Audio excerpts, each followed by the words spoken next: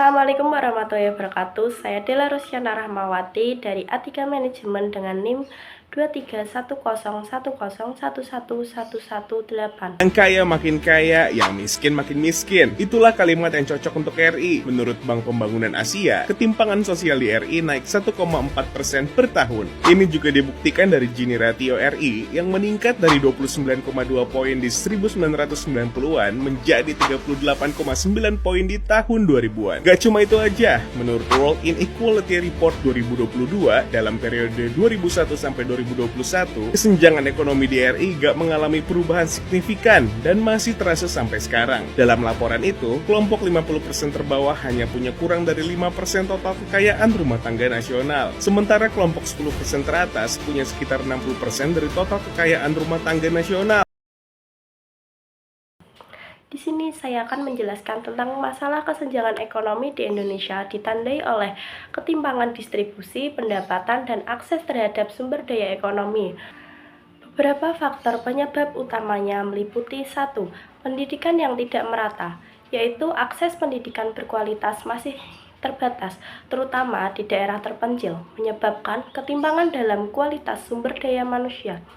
Yang kedua ada keterbatasan infrastruktur. Pembangunan infrastruktur yang belum merata menghambat konektivitas dan akses ke layanan dasar di beberapa wilayah. Yang ketiga ada ketimpangan akses permodalan. Usaha mikro kecil dan menengah sering menghadapi kesulitan dalam mengakses pembiayaan yang memadai. Yang terakhir ada ketimpangan wilayah. Pembangunan ekonomi yang terpusat di wilayah tertentu menyebabkan daerah lain tertinggal dalam pertumbuhan ekonomi. Lalu untuk solusi mengatasi kesenjangan ekonomi tersebut ada beberapa cara, yaitu 1. Peningkatan akses dan kualitas pendidikan, menyediakan pendidikan gratis dan berkualitas serta pelatihan keterampilan kerja, terutama di daerah tertinggal untuk meningkatkan kualitas sumber daya manusia.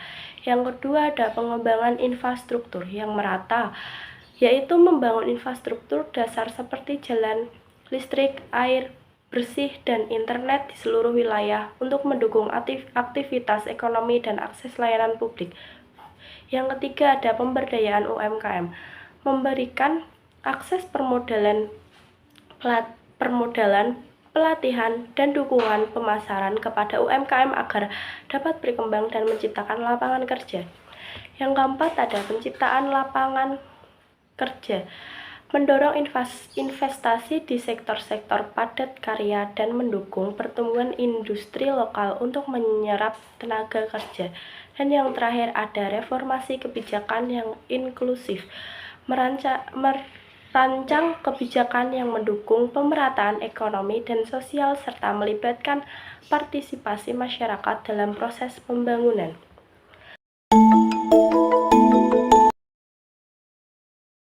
Lalu yang kedua, kita akan membahas tentang kebijakan fiskal moneter yang ada di Indonesia, serta tujuannya.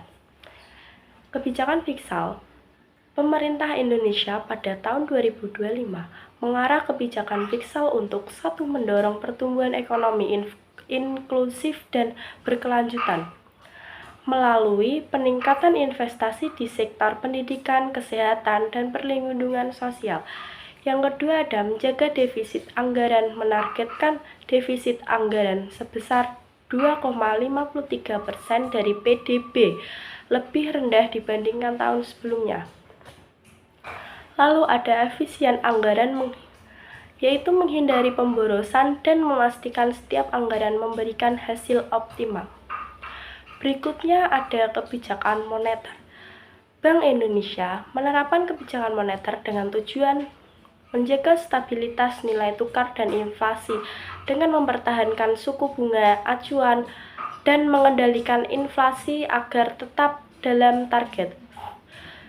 Lalu ada mendukung pertumbuhan ekonomi melalui pembelian obligasi pemerintah untuk meningkatkan likuiditas dan mendukung pembiayaan anggaran. Yang terakhir ada menjaga daya beli masyarakat dengan menyeimbangkan antara pengendalian inflasi dan pertumbuhan ekonomi agar tidak menekankan konsumsi rumah tangga. Sekian dari saya, terima kasih.